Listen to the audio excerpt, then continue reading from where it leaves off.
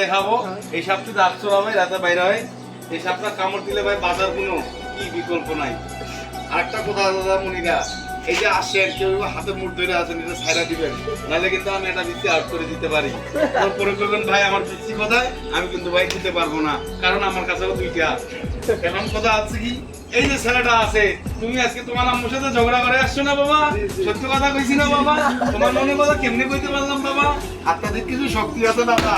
আমি এই গাছটার কসম দাদা, একটা করে গাছ দিব তো টাকা নিব না, টাকা দিব না দাদা। কোম্পানির সাথে এই গাছটি আপনাদের দিয়ে যাবো, টাকা নিব না। আপনারা কি এই গাছটি শুধু সাথে রাখবেন, কোমরে বাঁধে রাখবেন, পায়ে বাঁধে রাখবেন, হাতে বাঁধে রাখবেন, গলায় বাঁধে রাখবেন দাদা। আপনার কি উপকার হবে দেখবেন। এই ছেলেটা দেখতেছেন না, ইকলোট গাছের মতন চিকনা বাঁশের মতো, এই দাদা আমি মোটা বট গাছ করে দেবো। এমনও কিছু কথা এই ওষুধগুলো বাইর কর। আর এই যে নানা রকম সাপ আছে দাদা, দেখাবো একটার পর একটা। এই তুমি হাতের মুষ্টিগুলো ছাড়ো, এই যে তোমার পিছিয়ে হারা গেলে আমি কিন্তু কইতে পারবো না, ঠিক আছে?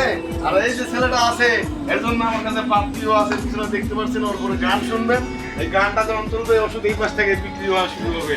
একটার দাম ভাই 10 টাকা, 10 টাকা, 10 টাকা। নিবেন, রাখবেন, খাবেন, ঠিক আছে? লাগলে ভাইয়ের মাছ আছে দিবেন, বাদ ব্যথা চলে যাবে দাদা। একটা বাদ ব্যথা থাকবে না দাদা। এই ওষুধের কসম দাদা, এই গাছের কসম, এই সাপের কসম। এই সাপটা কি আছে? আছে। এই করিস না, এই যে ডানে মানে থাক। এই যে দেখ আমার ছোট ভাই আছে, ভাগনা আছে, সবাই মিলে কি আজকে কর্ম করে খামু। কথা মেন কথা হইতেছে দাদা, মাল্টি স্টিল দাদা আমরা কাজ করি দাদা। আজকে এখানে ডিউটি সব বন্ধ দাদা, কিছুক্ষণ হকারি করে চললাম দাদা, পেটের দায় দাদা, কোথার কসম দাদা, খাইতে হবে দেখতো দাদা।